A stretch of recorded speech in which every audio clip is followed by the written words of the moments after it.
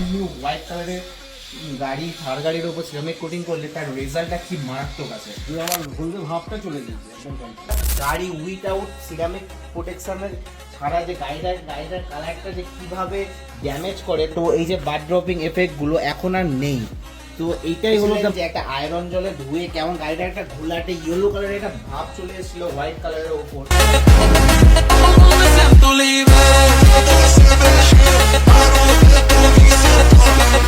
নমস্কার, আমার নাম অনির্বাণ ঘোষ আর আমাদের কোম্পানি পূর্বাশা কার ডিটেলিং।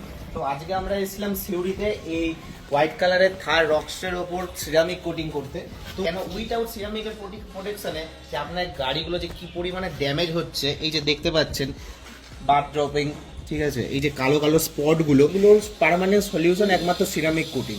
যদি আপনার তো সিরামিক কোটিং করার আগে তার আগে আমাদের তিনটে প্রসেসে গাড়িটাকে পুরো একদম আয়নার টুকরোর মতন আগে গাড়িটাকে তৈরি করা হয়, দেন সিরামিক কোটিংটাকে অ্যাপ্লাই করা হয় যাতে ওই গ্লজিনেসটা যাতে পুরো একদম 3 বছর 5 বছর যাতে লাস্টিং করে।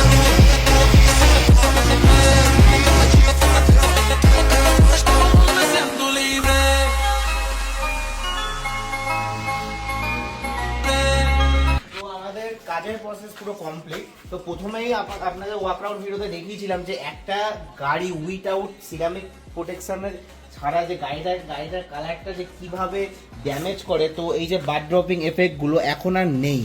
তো এইটাই হলো the magic of ceramic coating. তো গাড়িটা দেখেছিলেন যে একটা আয়রন জলে ধুয়ে কেমন গাড়িটা একটা ঘোলাটে ইয়েলো কালারের একটা ভাব চলে এসেছিল হোয়াইট কালারের ওপর, মানে এটারও পাল হোয়াইট মনেই হচ্ছিল না, ইয়েলো কালারের টাইপের গাড়িটা চলে এসেছিল।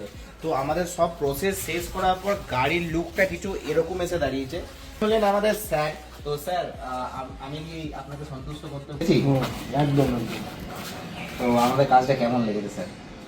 কাজটা তো ভালোই লেগেছে এবং ওয়েট করছি যে দেখি কতদিন কী রকম থাকে। এটা আমি তো প্রথম করলাম, তবে যে আমার হলদে ভাবটা চলে গিয়েছে একদম কনফার্ম। আপনি খুশি তো স্যার? হ্যাঁ, থ্যাংক ইউ স্যার।